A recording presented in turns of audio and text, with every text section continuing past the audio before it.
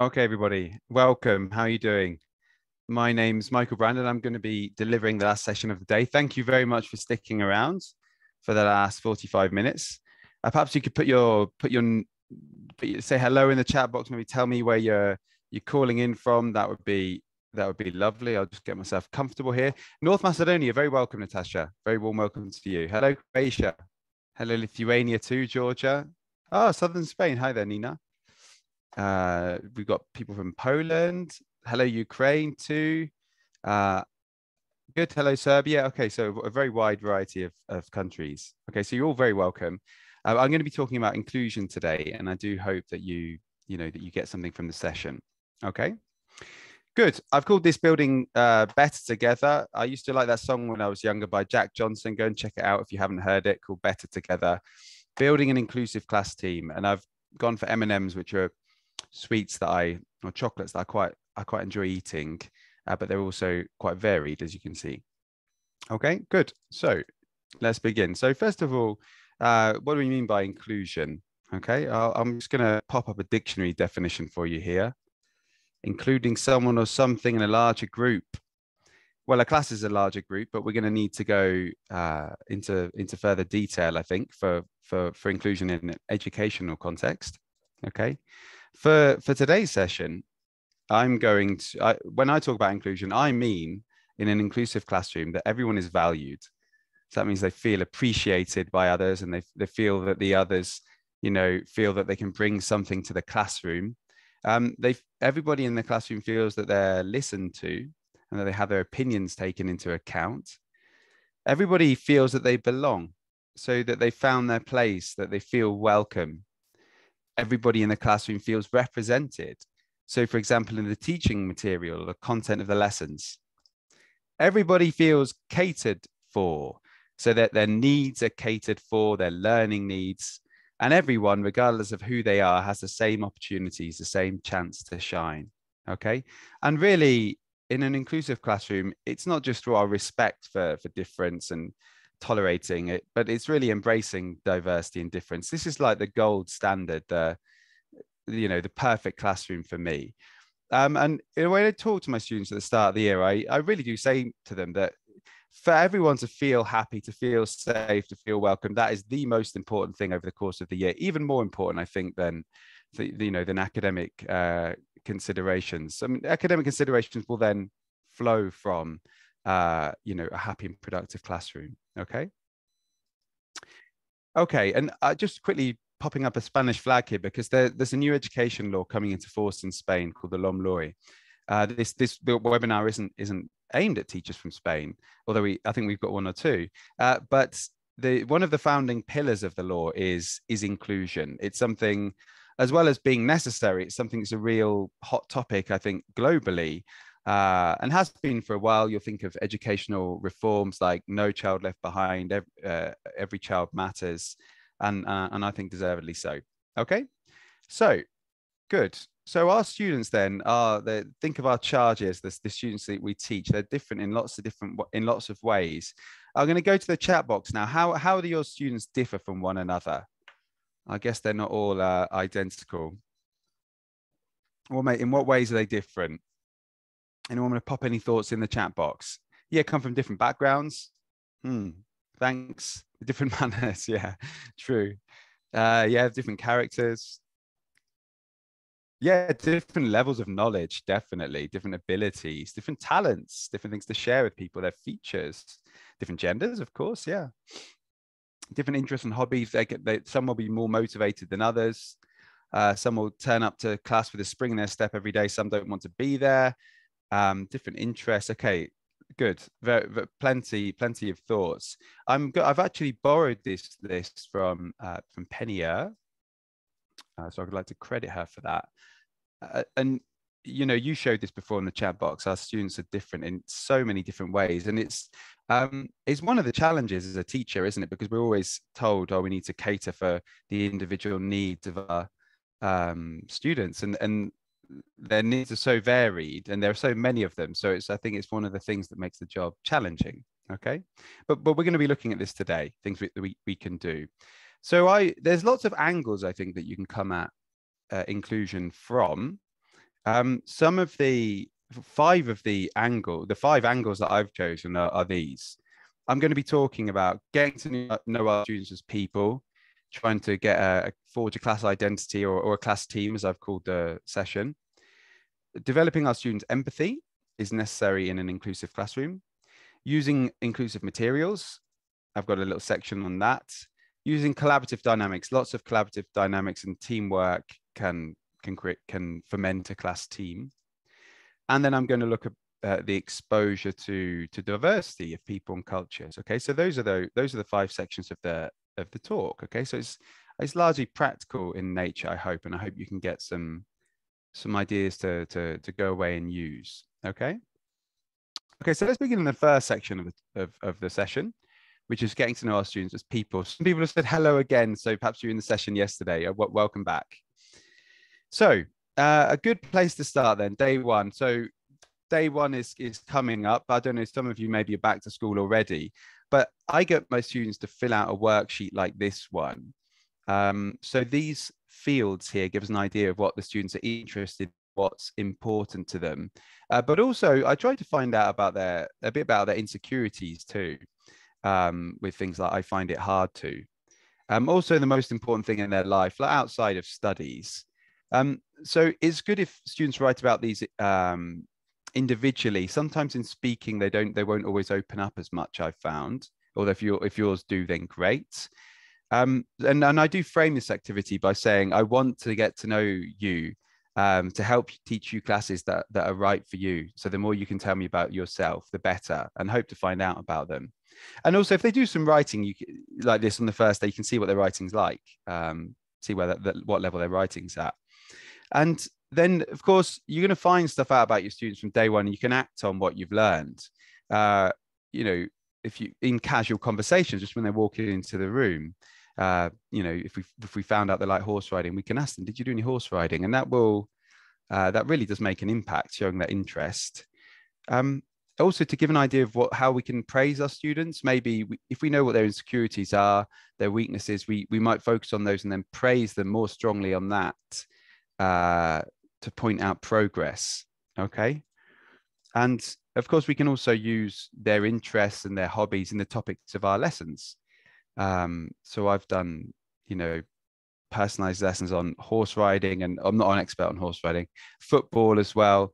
And they've been some of the most successful lessons I've taught, because the students realized that I'd made them just for them based on their interests. Okay.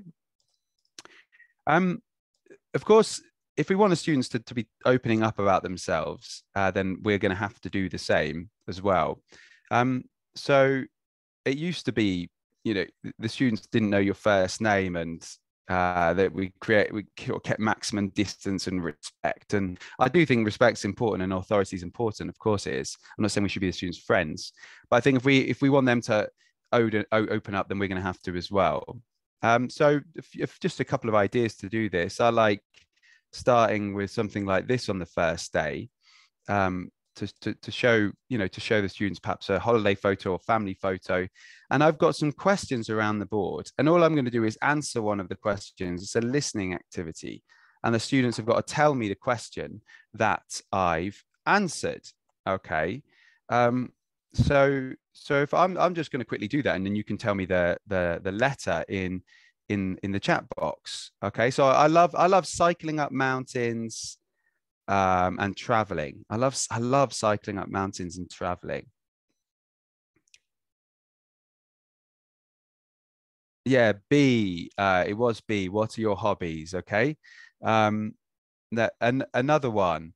The most important thing has got to be my family. My wife and two kids.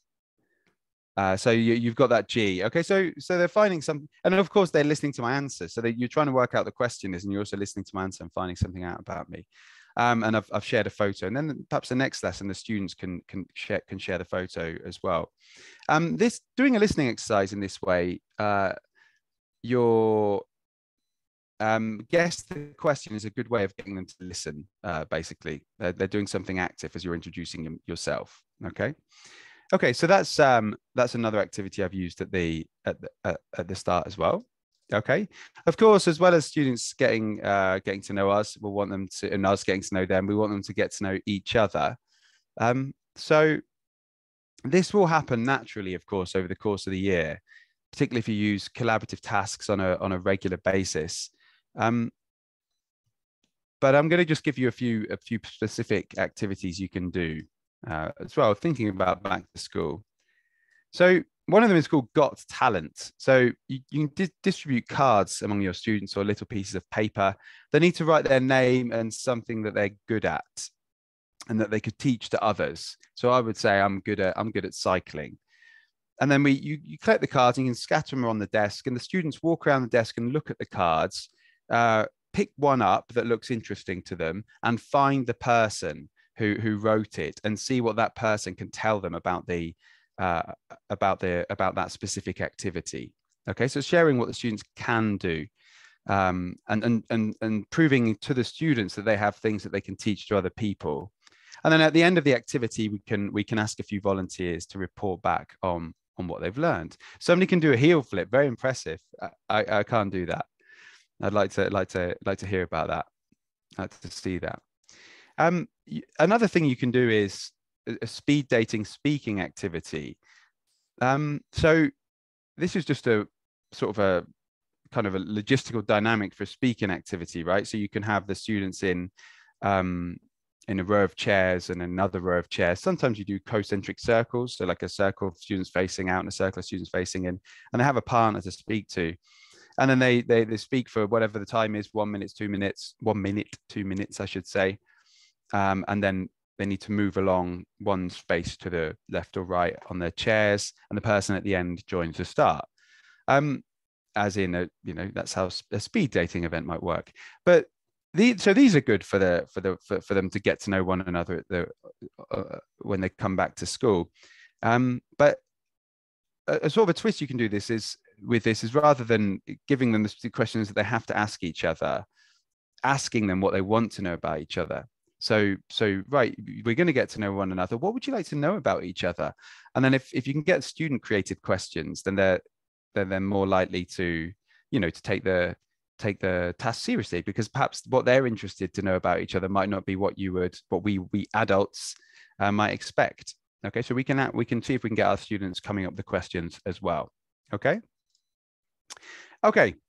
This is, as you've as you can see, this is a pine cone, and in Spanish, pine cone is piña.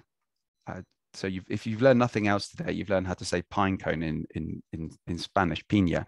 But the word piña also means like a close knit group. So I do like that word in Spanish, a piña, because it's relevant to what we're talking about today. So how can we make a pine cone out of our classes? Other ideas are class mottos. Now you've got these companies here that they will have their slogans. So companies don't all live up to their slogans, of course, but we're going to live up to ours with our classes. Our students are going to live up to them. They define what we do and who we are. Okay, so the students can try to come up with a class motto and live by it. Okay, so these are just ones that the pre-existing ones. Practice makes perfect. Teamwork is dream work. That's what we're talking about today. We're a team. We respect one another. We respect each other. We try our best. We dream big, and then we can use these. We can have this on the wall and refer to it. And when the students behave in a way that's lives up to that motto, well, we can say that's great. That's who we are. Very well done. That's us. Or if one of the students does disrespect another one, we say, well, no, that's not what we agreed, is it? That's not what we do in this classroom. Do you remember the class motto? So we can be pointing at it to try to, induce this kind of behavior from our students. Okay. One other activity I want to mention at the start is called a picture of qualities. That's what I'm calling it. And I'd like to explain how this works and then show you an example. Okay. So we need an A3 piece of, I'm coming and going here with my virtual background. We need an A3 piece of paper, and we need to draw a hole around our head, or the students do, and cut it out. Okay, now we need to demonstrate this. The teacher can demonstrate this first of all. Every time we're sort of drawing round heads and getting scissors, I think we need to be very clear on our expectations. Okay, and now we've got the hole in an A3 piece of paper with a hole in. We write our name on the outer part and pass it round the class. So I draw my head on the paper, cut it out, write Michael at the top, and pass it round. And the other students have to write a positive quality on all of their classmates' papers. Then it will come back to us with the words written along the outside, and we're going to put our faces inside the paper, inside the hole. Okay, then a teacher's going to take a photo of us, and all of these are stuck on the wall. And this is what I am referring to. This is an example. This one is with adults. Now, many of us here will be primary teachers. We might not be expecting the same level of language. Of course, it might make sense to do this after we've done a lesson on adjectives of character, not right at the start as well, because the students won't know one another. But we've got this display on our wall of all the wonderful things that students have said to one another, and it's just a proof that we're making one another feel welcome in that classroom. Okay, good. Okay, so I can see I do like this effect on the Zoom webinars where you've got these thumbs up and hearts coming and things like that. It gives you a bit of energy to keep going. Okay. Things like this as well. Again, the setup's really important. So, for example, with teens, you would need to talk to them about it's key that everything is positive, and how we would feel if someone had written something negative on our paper, and that's not the idea. Some of these activities, they need, structuring and making expectations very clear for them to end up turning out well. Yeah. Okay. I'm going to talk about empathy next. Now, that was my second of 5 points to cover for the session today. So first of all, I'll try to define empathy based on the research that I've done. So if you're empathetic, you notice how other people are feeling. Okay. So empathetic people have their eyes open, their ears open. It's to do with being sensitive to how others are feeling and their needs, and not only thinking of our own needs. It's being able to take another person's perspective, or as we often say, being able to put ourselves in another person's shoes. Going even further than that, effective empathy has been described as feeling with people, experiencing the same emotion. Empathetic people don't rush to judge. And our first response as well isn't telling somebody what they need to do so if somebody comes to a problem, we tell them immediately what they need to do and what they're doing wrong. It can be quite tempting, but it's to listen first of all. And I mean, it's listening to somebody. It's not necessarily just coming up with an action plan. It can involve helping. To give an example, if you have an umbrella and you see someone without one, a sad look on their face and getting wet, you recognize their needs, but then you do actually share their umbrella, share your umbrella. So you do take action there. Okay. So we all want our students to be empathetic and be thinking about one another and not only themselves. And again, that doesn't come naturally. And probably young people, they're more egocentric, and it's something you learn as you get older. So how can we get it? Well, one of the ways is to expose children to the type of behavior we're looking for. I'm just going to very briefly mention a study that I found online on this point. So it was an experimenter, and we had a bunch of young children, I think between 1 and 2 years old, and they were shown different pictures here. You can see the 4 pictures on the board, and in each of those sort of time windows, somebody came into the room, an adult, and dropped some sticks on the floor. And overwhelmingly, the children, they helped the adult pick up the sticks when they've been shown picture A. Not just because there were 2 dolls in it, but the 2 dolls were sort of facing each other. So it was just that subtle hint of affiliation that stimulated an act of altruism. So So what repercussions might that have for us? Um, well, well, you know, we leave. Well, if I'm talking to primary teachers, I'm probably preaching to the converted here. I think my expectation of primary teacher, I think most teachers are incredibly empathetic people, and that's probably why there and we're in the profession. We can also put pictures up on around our classroom, pictures up of showing pro-social behavior, a bit like the experiment. So this picture is a reminder of our students to see what they can do for other people. But we can also engage with those pictures as well as just having them as a display. While we're looking at them, be asking our students about who helps them, who they help, because it might be for some of them that they can think of lots of people that help them, but then they think, well, what do I do to help others? Do we know anyone like this? There might be someone in the classroom who's always helping others, and they might get a bit of praise for this if we do this activity. Who would we like to be in all of these character activity in these pictures? If you could be any one person here, who would you be and why? Have you ever done any of these things? Talk about the ways we've helped other people. Okay, so these pictures and questions are a good tactic. Okay, stories are a great way to teach values. So we're coming into the first day of school, as you know, and that brings with it anxiety for students, something new people who they don't know. And this is a story from Team Together Level 3. I think you saw a video of this course just before the session started. And it's a story about a student who's just new at school and gets lots of help from their teacher and from their peers. Okay. The story in this course is available in the course, but also in an animated version as well, which is what this slide represents. These posters come from the preschool course, My Disney Stars and Friends, which has lots of the favorite Disney characters in. My daughter saw the Elsa book and she immediately took it off me, and I had to go and get it back off her. She really does identify with that character. These posters can go up on the wall, and we can ask students how they feel, remind students of the values they might want to apply when they're working together. Okay. More ideas on empathy. This one uses a cork board.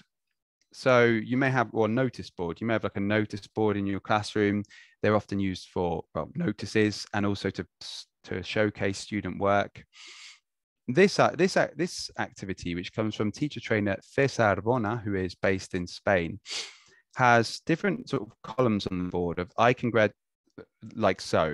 congratulate name on something. I thank somebody for something. So members of the class can congratulate each other on something they've done well and thank each other when they've been helped. So you'll often find that the teacher needs to model this first and pupils follow. So we can start by putting a few notes on the board. The teacher can let pupils give help with language if need be. We've got an ideas corner here with language. Or of course, they can let the students know that if they do want to say something about somebody, but they don't have the language, they come and see the teacher and you can help them, because the language shouldn't be the barrier for thanking or congratulating. Okay. Now you might get a silly example from a student at the start. As with all of these ideas, they might not do it right first time, but you talk about it as a class, and allied with the fact that this teacher starts off with examples, I think pupils can and do take this seriously. And they might even congratulate and thank you as well as a teacher. You might find one on the board about yourself as well. Okay. Okay, good. Okay, we're doing okay. 22 minutes left, and I think we're on section 3. The next section is about using inclusive teaching materials and language. Now, by inclusive teaching materials can mean lots of different things, and I'm going to sort of look at 2 meanings of that today. Okay, first of all, I'll let you just look at this picture and have a sip of water. So Pearson then, through its products and services, helps to if you like, form the next generation, because there are children using our material. So that means that any word choices, graphs, illustrations, and photos, things like that used, they've got the power to influence thinking and reinforce beliefs, for example, about gender roles. So text and visual representations might reinforce stereotypes and send messages to learners about, for example, gender appropriateness, conceptions of ability for genders. And it does matter, because these stereotypes can limit children by presenting with a set of acceptable behaviors. This is what you're going to be. Yeah. And this is what you can and can't do. So when our Pearson creates materials, there are guidelines that have to be followed on this respect. Okay. I'll give you 3 of the examples here. A balance in the representation of genders, not only in how numbers of, for example, boys and girls, but how they're portrayed. Trying to avoid unconscious bias in behaviors ascribed to a gender, just only pictures of strong men and beautiful women, for example, and trying to flip stereotypes wherever possible. Okay, so Pearson materials follows these guidelines to try to, one way of creating inclusive material, because I think gender equality is part of inclusion. We also mentioned language as well. So, I mean, these changes have come into force, you know, for quite some time, I would say, trying not to use gendered language in the first one. And also, what's wrong with the second sentence here? The director of the company gets paid too much. Really? What's his name? Any issue with that sentence?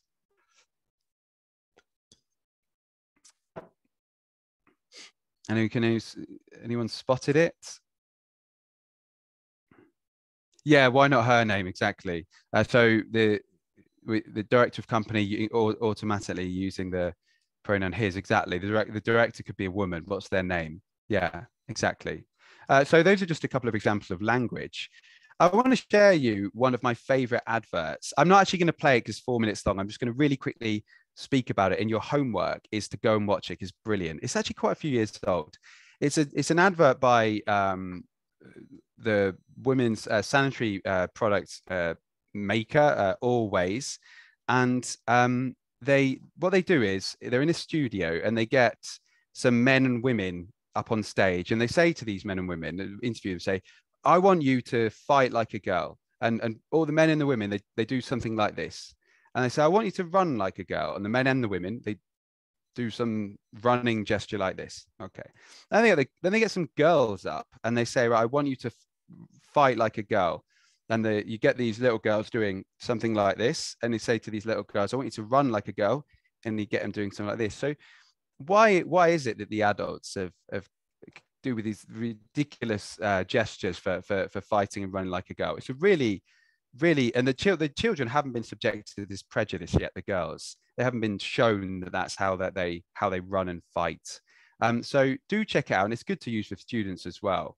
And it really opens eyes listening to the little girls talking about other people using the phrase like a girl and how it makes them feel.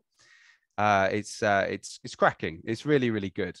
But also, it's not only, it's also careful with the language used around girls, but also careful with the language used around boys. So when I was growing up, there's a lot of language like this. In fact, I've probably used some of it myself. He's got a man up, should be a real man. Boys don't cry, Nina. Exactly. Also, probably among teachers, there's maybe I would say mistaken belief. Although probably when I started out, I think I subconsciously believed this, that boys need a firmer hand.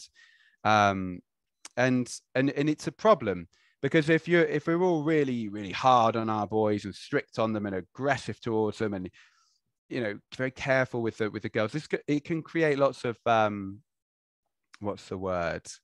The word escapes me. Resentment. That's it. Resentment on the part of the boys. So it's really trying to treat them equally and to use the same language as well, and not push, this is how you're supposed to be and this is how you're supposed to be. Okay. But do go away and watch the Like a Girl video. Right, moving on. other aspects, other ways we might talk about inclusive materials. For example, imagine this is Madame Gazelle. I'm a bit of a Peppa Pig fan. Both of my students are a little bit older now, but for a long time they were big fans. So just Google always like a girl, Maria. Where was I? Anyway, so you've got your teacher and you've got your students some of them have finished and they're starting to mess around and others are still working. And you think, uh-oh, I've got to get this class centered on me again. So I say to my students, well, don't worry if you've not finished. We'll go over these questions as a class. And this student still hasn't, still working. And so one of the problems there can be that if we always adopt that tack, then it can mean that the self-esteem of the student who hasn't finished will be damaged because they never feel the satisfaction of finishing a task. Okay, so for teachers, this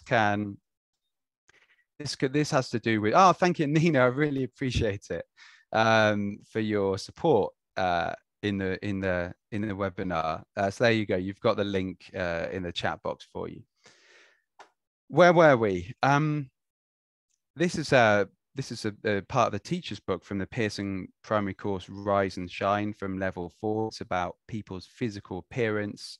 Okay, and I just wanted to highlight a section of the teacher's book here, which adds support and stretch activities. So with our task design, we might need to think about how we can add support for our students. And for example, the ones who finished, like in the slide before, what we can do, sort of what follow-up activities fast finisher activities we can give to them as well. So we want teacher's guide. So perhaps some of you might use your teacher's guides quite a bit. Some of you might just have all these ideas in your head anyway. But if you don't, there tend to be a very rich source of fast finisher and support activities.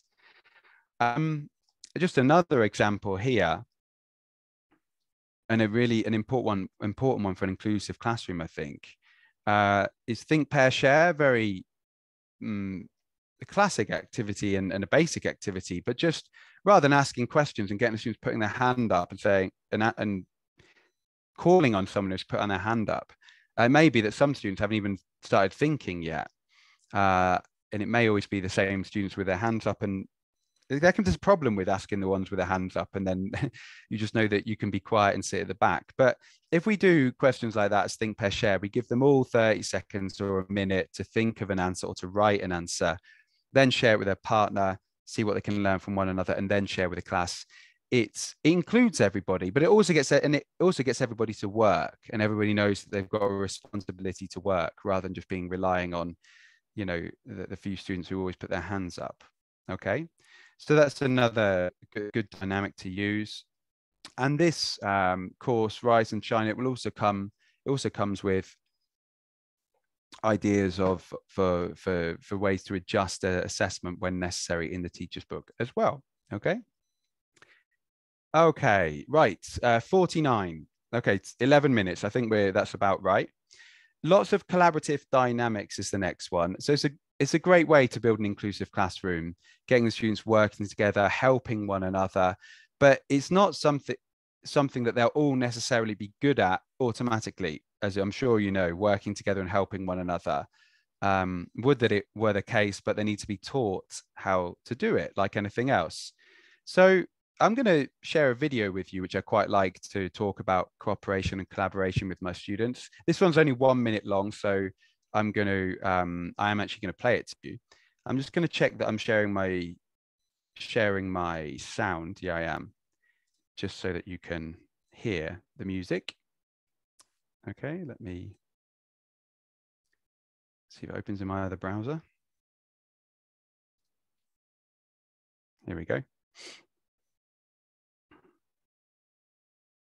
I'll put it in the chat box as well in case. I don't think I can message everyone. I'm sending it to the panelists. Right, let's watch the video.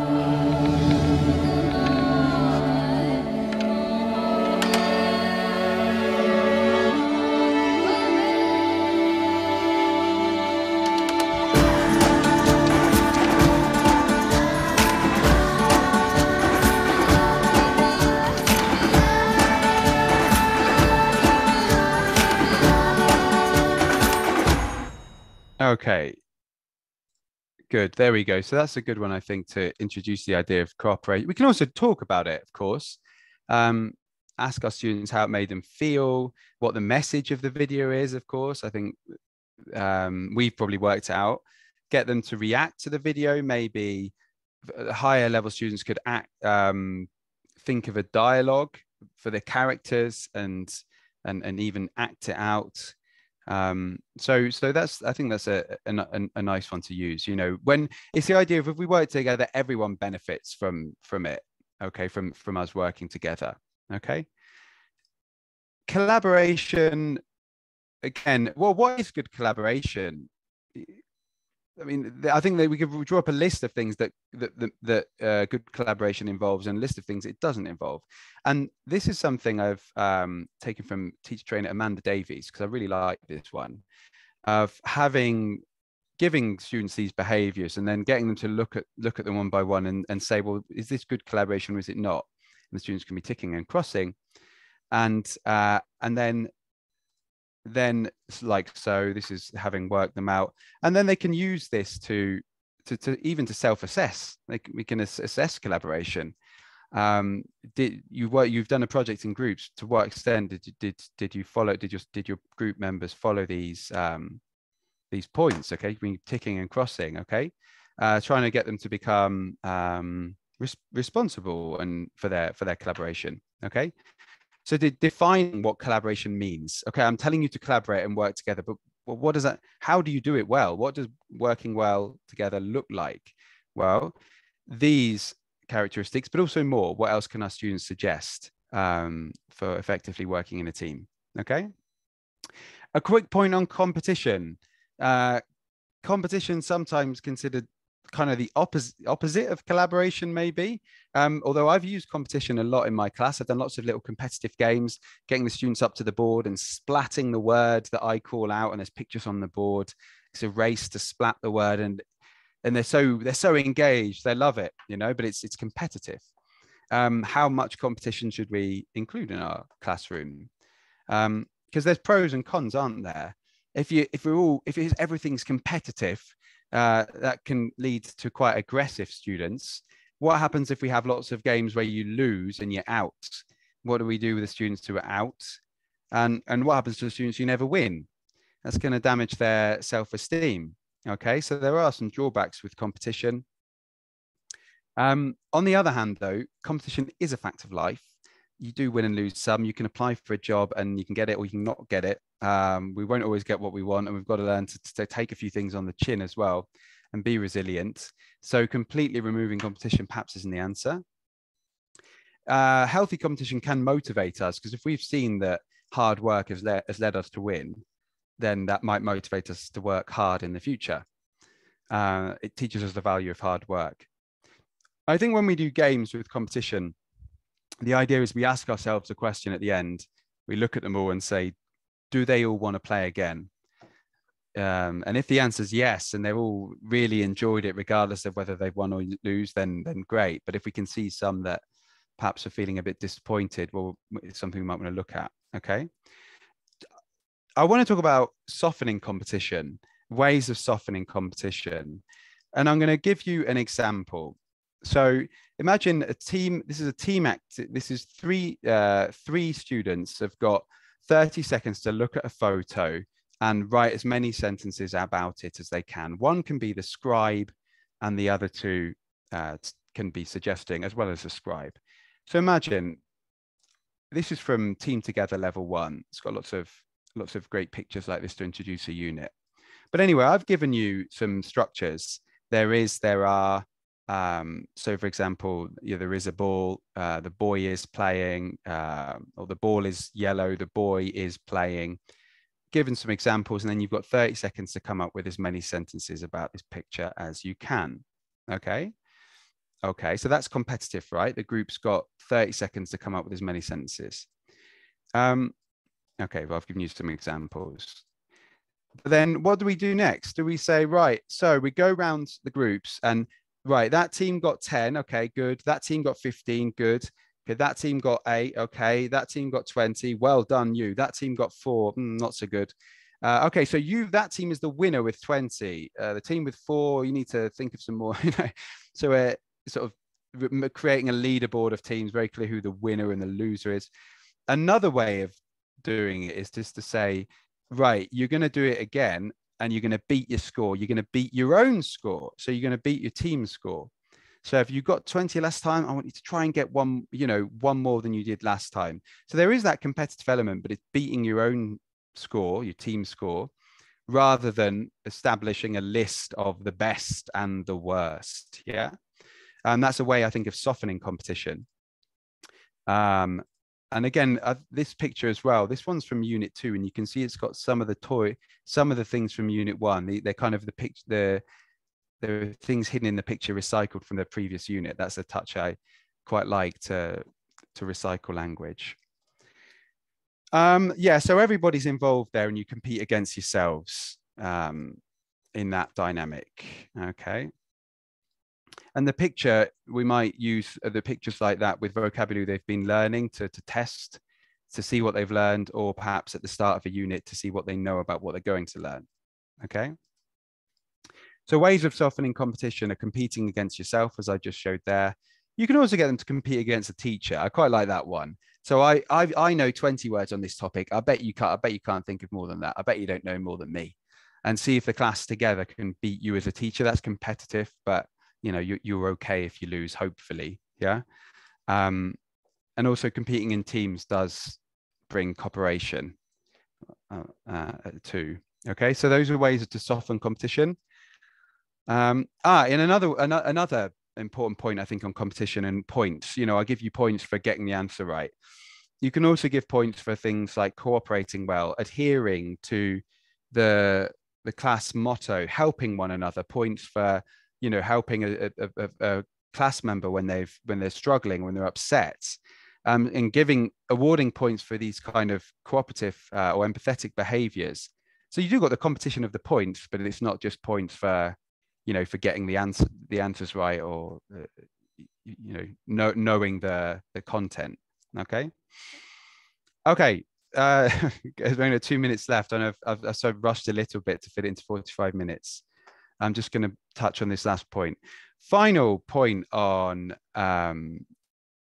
diversity and inclusion, I think, is trying to expose students to different people, different cultures.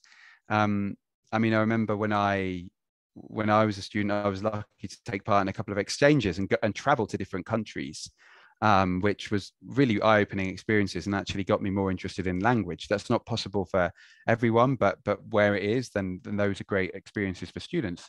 I used to do video conferencing, but when I was younger, that was just the advent of the technology, and the conferencing often didn't work, and the technician came to help us loads to try to get it to work. Now Zooming's so easy. I've been involved in a project called Live Classes these past few years, where I've been teaching lessons online to multiple classes at the same time. So given you've got Zoom and the internet, can we connect up to a different school in a different country, and expose students to those who are different from them? Okay. Projects are also a great way to do this. This is Team Together Level 6, a project on looking at music from different countries. This is a Rise&Shine Level 6. The unit I really like is about a fair future. It has a nod to sustainability. And there's a project of student voices in different countries. Okay. And this one project comes from English Code. And this is a students researching about places to visit around the world. Okay, so there's lots of things we can do in class, projects to sort of broaden the students' horizons. Okay. Right, I think I've got about 15 seconds left, so I'm just about in on 2 o'clock. The materials I took today come from Pearson courses, the preschool course, My Disney Stars and Friends, as well as the primary courses, Team Together, English Code, and Rise&Shine. And they really do bring in the inclusive principles we've talked about today. I hope you've taken a few ideas away with you that you can go and try out with your students, with a view to creating a more inclusive classroom. Okay, so I can see people saying thank you. Thank you for giving us 45 minutes or more of your time, because I know you're very busy.